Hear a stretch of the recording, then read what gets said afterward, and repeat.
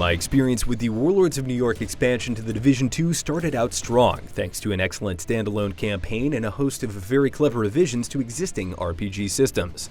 The first dozen or so hours were far and away my favorite with the series to date, and I can recommend it on the merits of that time alone. Unfortunately, this excellent momentum was slowed considerably by hordes of comically bulletproof bad guys in the heroic and legendary difficulties later on. So, while I can't see Warlords holding my interest long term, getting to the endgame in the first place was still an enjoyable fight.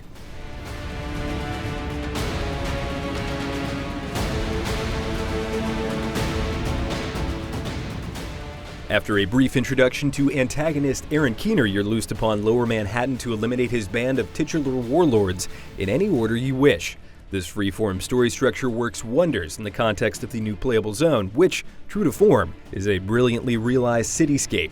It's filled with a freakish level of detail and enjoyable open-world distractions like chests, deviously hidden SHD tech caches, and capture points defended by the fun-to-fight Riker and Cleaner factions from the original. The campaign is the series' finest to date, presenting 6 or so hours of blissful shooting, looting, and exploration, even if its story isn't a particularly engaging one. I'm not gonna fall for that shit again. We're fighting the same fight here.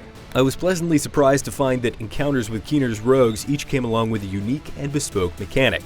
While none of their gimmicks had me breaking a sweat, I still enjoyed the novelty of attempting to differentiate Theo Parnell from his many decoys, or melting James Dragov's armor with a temporarily activated minigun. And getting to assimilate their skills into your arsenal after the battle was also a nice touch.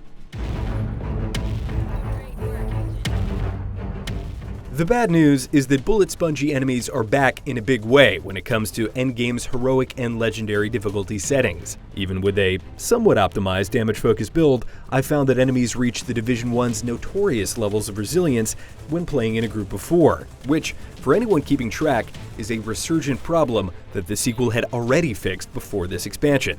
This astronomically high time to kill coupled with an instantaneous time to die has far-reaching negative effects beyond the obvious. It limits the viability of weapons like shotguns and DMRs in Endgame, removes any semblance of intuition from combat, and perhaps worst of all, rewards boring behavior. Relying on huge enemy health bars and damage outputs to instill a sense of difficulty just doesn't cut it when so many other shooters present meaningfully handcrafted challenges. The frustrations inherent to fighting a roving band of bullet sponges aren't helped along by the presence of bugs that impact gameplay. As late as March 9th, I've encountered unkillable enemies stuck behind walls, capture points or objectives that refuse to progress, and most annoyingly, the inability to revive or be revived by teammates. Needless to say, that last one has ended multiple heroic runs prematurely and unfairly. While the act of hunting might be somewhat of a disappointment at Endgame, the quarry is anything but. Loot in Warlords of New York is clearly a high point for the series.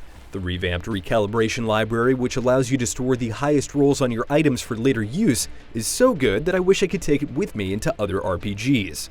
Recalibration made me scrutinize each piece of gear I picked up and conveyed a sense of overall progression without diminishing the excitement of randomized loot. I just can't overstate how brilliant this system is. There are big improvements to gear elsewhere too.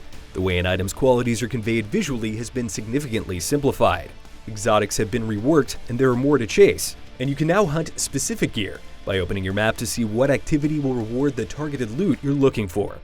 Another area of major overhauls is the Dark Zone, and I'm happy to report that if you're in this for the PvP, things here are better than they've ever been.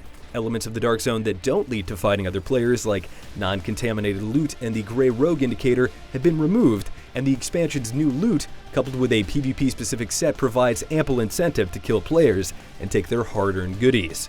As a result of these changes, I had a ton of fun going rogue and manhunt in the Dark Zone, even if it was a little unclear what weapons or skills were good or bad in this context and why.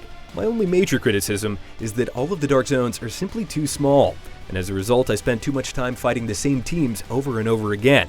I shouldn't have to defend a single extraction from someone who respawned at a nearby entrance more than once. To hear my thoughts on the March 10 Season 1 update and seasonal manhunt, be sure to check out the written version of the Division 2 Warlords of New York review on IGN.com.